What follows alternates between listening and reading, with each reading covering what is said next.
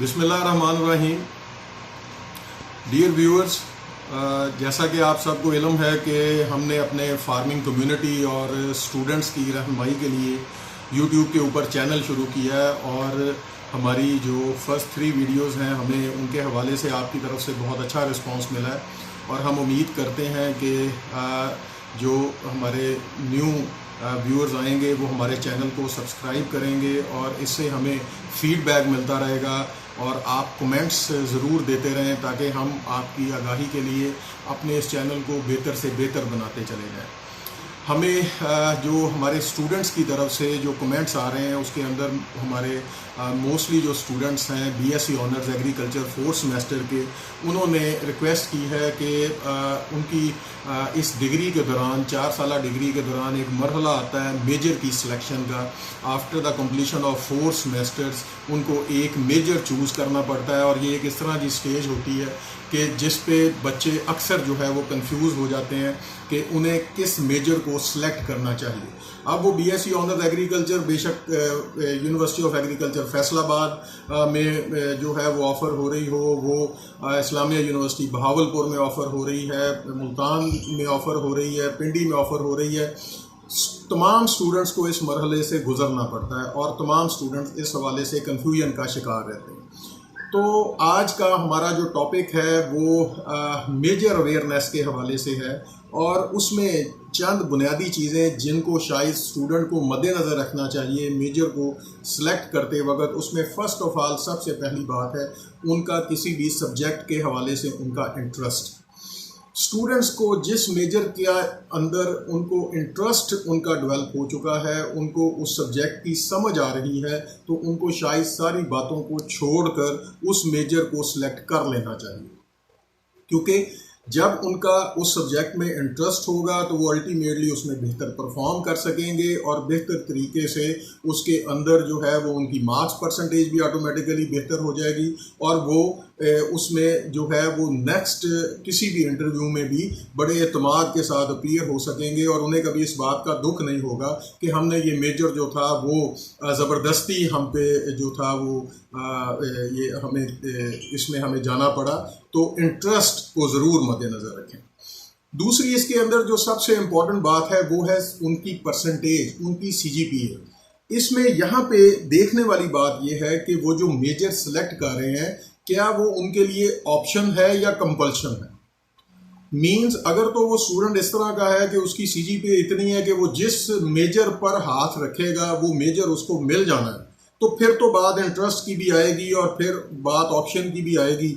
लेकिन अगर वो स्टूडेंट जो है उसके मार्क्स ही इतने कम हैं पहले 4 सेमेस्टर्स के अंदर, वो अपनी CGPA मेंटेन नहीं कर पाया, तो फिर शायद उसको जो है वो उसकी मर्जी से शायद मेजर ना दिया जाए और शायद जो लिस्ट में बिल्कुल जो सबसे कम स्टूडेंट्स जिस मेजर की तरफ जाते हैं शायद उसको उस मेजर की तरफ जाना पड़े। तो यहाँ पे बच्चों को एडवाइस यही है कि वो पहले 4 सेमेस्टर में अच्छी परसेंटेज मेंटेन करें, अच्छी CGPA मेंटेन करें, ताकि वो अपने इंटरेस्ट और मर्जी के मुताबिक मेजर जो है उसको चूज़ कर सके। इसके बाद फिर तीसरी जो इम्पोर्टेंट बात है वो आ जाता है जी स्कोप। इस बात को जो है वो बच्चे हमेशा मद्देनज़र रखते हैं और रखना भी चाहिए कि आप जिस मेजर को सिलेक्ट करने जा रहे हैं आप उसकी प्रीवियस हिस्ट्री चेक करें। आप पहले स्टूडेंट नहीं हैं जो उस मेजर को सिलेक्ट करने जा रहे हैं, आपसे पहले भी बेशुमार स्टूडेंट्स जो हैं वो अरसा दराज से उन मेजर्स को सिलेक्ट करते चले जा रहे हैं कि उसका स्कोप क्या है, उसमें जॉब्स की अपॉर्चुनिटीज़ कितनी है। फॉर एग्जाम्पल अगर आप कोई ऐसा मेजर रख रहे हैं जिसमें सिर्फ सीटें ही 10 ऑफर होती हैं, तो अगर आपने उसका हिस्टोरिकल बैकग्राउंड देखा है तो इसका मतलब है कि उन 10 सीटों पर 10 बच्चों ने अपॉइंट होना है। और अगर कोई ऐसा मेजर है जिसके अंदर 90 सीट्स ऑफर होती हैं तो इसका मतलब है 90 बच्चे तो लाजमी तौर पर उसमें एडजस्ट हो जाएंगे और बाकी जो हैं उनको फिर कोई जर्नल जॉब्स जो हैं उनके लिए कम्पीट करना पड़ेगा। तो उसका वास्ट स्कोप, उसका एरिया जो है आपको ज़रूर देखना चाहिए जब भी आप मेजर की सिलेक्शन की तरफ जाते हैं। फिर अपने डर जो है ये एक नॉर्मल सी बात है। आप अपनी ज़िंदगी में फ़र्स्ट टाइम अपनी डिग्री में इस मरहले से गुजर रहे हैं तो अक्सर बच्चे कंफ्यूज होते हैं, डरे हुए होते हैं, सीनियर्स के साथ मशवरा कर रहे होते हैं, टीचर्स के साथ मशवरा कर रहे होते हैं और इम्पॉर्टेंट बात यह है कि कोई भी टीचर अपने उस सब्जेक्ट को बुरा नहीं कहेगा जिसमें वो सर्व कर रहा है। तो डिसीजन आपने लेना है। तो अपने डर को साइड पर रखते हुए अपने इंटरेस्ट को देखें, अपनी परसेंटेज को देखें और उस मेजर के स्कोप को ज़रूर मद्देनज़र रखें। फिर इसके बाद बच्चियों का बहुत इशू आता है। बच्चियां अक्सर परेशान हो जाती हैं बीएससी ऑनर्स एग्रीकल्चर में जी कि हम किस मेजर के अंदर जाएं। तो यहाँ पर समझने की बात यह है कि एग्रीकल्चर के आप किसी भी मेजर में चले जाएं, बच्चियों की हमेशा ख्वाहिश ये होती है कि कोई इस तरह का मेजर मिल जाए जिससे हमें फील्ड में जाने से हमारी बचत हो जाए। तो एक तो ये बात आपको ज़हन नशीन कर लेनी चाहिए कि आप एग्रीकल्चर के किसी भी मेजर में जाएं, आप फील्ड में आपको जाना ही पड़ना है। आप एग्रोनॉमी में जाएंगे, ओवरऑल मैनेजमेंट है क्रॉप्स की देखनी पड़ेगी। प्लांट ब्रीडिंग में जाएंगे, ब्रीडिंग सेक्शन के हवाले से फील्ड में जाना पड़ेगा। सॉइल साइंस में जाएंगे, सॉइल साइंस की प्रॉपर्टीज़ को नोट करते हुए आपको फील्ड में जाना पड़ेगा। एंटोमोलॉजी के हवाले से जाएंगे, इंसेक्ट्स के हवाले में फील्ड में जाना पड़ेगा। तो फील्ड में तो आपको जाना ही पड़ना है, लेकिन इस बात को आपको ज़हन नशीन करना चाहिए कि आप वहाँ पर सिर्फ लर्निंग के लिए जा रहे हैं।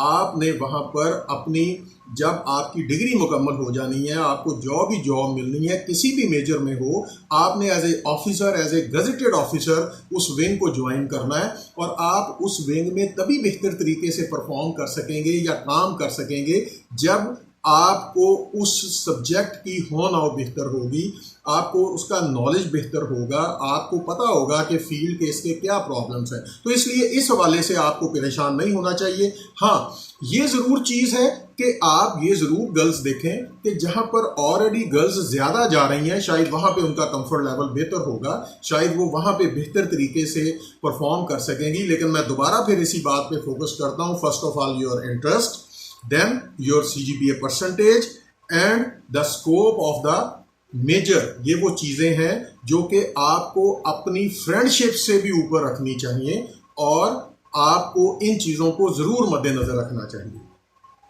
और जहाँ तक फ्रेंडशिप की बात है, देखें हमारे ये स्टूडेंट्स, बच्चे या बच्चियां जब एफएससी में यूनिवर्सिटी में आते हैं तो उस वक्त भी आपके कोलीग्स जो हैं जिनकी परसेंटेज शायद आपसे बेहतर थी या उनको अपॉर्चुनिटी मिली, वो मेडिकल कॉलेजेस में चले गए, वो मेडिकल यूनिवर्सिटीज़ में चले गए। किसी भी स्टूडेंट ने आपकी खातिर अपने मेडिकल के एडमिशन को सेक्रीफाइस नहीं किया।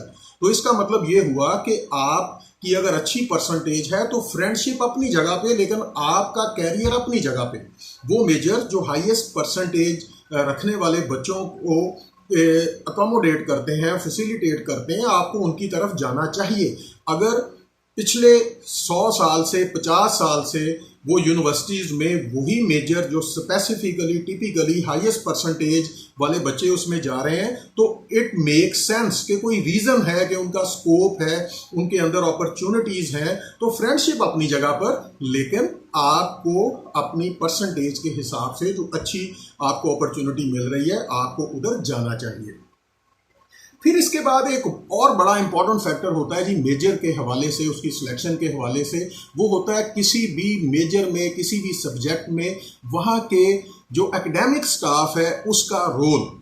बाज़ औक़ात बच्चे किसी मेजर में सिर्फ इसलिए नहीं जाते कि वो ये समझते हैं कि जी फलां जो टीचर है उसने, जब मैं वो कोर्स पढ़ रहा था या पढ़ रही थी, मेरे साथ उन्होंने जो है वो बड़ा रूड बिहेवियर इख्तियार किया। या किसी मेजर में जाने की उनकी ये वजह बन जाती है जी कि वहाँ पे ये 2-3 प्रोफेसर्स हैं और ये हमेशा हमें जो है वो बेहतर तरीके से गाइड करते हैं, बेहतर तरीके से हमें जो है वो चीज़ों को समझाने की कोशिश करते हैं। तो मैंने जो है इसलिए इस सब्जेक्ट में जाना है कि वहाँ पे जो है वो टीचर्स का बिहेवियर बहुत अच्छा है। ये अप्रोच हमेशा वर्क करती है और बच्चे किसी मेजर को, बहुत अच्छा मेजर होगा लेकिन उसको शायद इसलिए छोड़ देते हैं कि जी वहाँ पे फलां टीचर की वजह से हमारे साथ कोई प्रॉब्लम क्रिएट हुआ। तो मेरी आपको एडवाइस ये होगी कि आप उस सब्जेक्ट को, उस मेजर को उसके स्कोप के हिसाब से आप जज करें और उसकी हिस्ट्री के हिसाब से जज करें।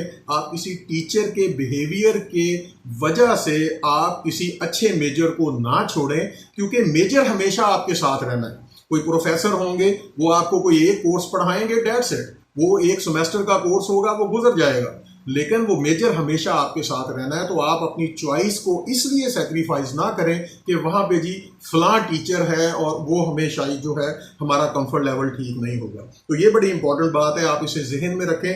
और फिर इसके बाद जो है मैं दोबारा जो है वो आखिरी बात की तरफ, आपकी CGPA की तरफ आऊँगा कि always your marks will decide about your option.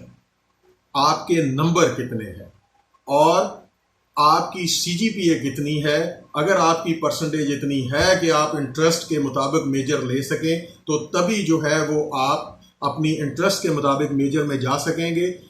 और अगर आपकी परसेंटेज इतनी नहीं है तो फिर शायद आपको अपने इंटरेस्ट के मुताबिक सब्जेक्ट ना मिल सके। हमने आपकी जो है वो आपके अंडरस्टैंडिंग के लिए हम हमारी आने वाली वीडियोस में हम ये कोशिश करेंगे कि 1 बाय 1 जितने भी मेजर्स BSc ऑनर्स एग्रीकल्चर में ऑफ़र होते हैं, हम उनकी जो टॉप की लीडिंग जो उनकी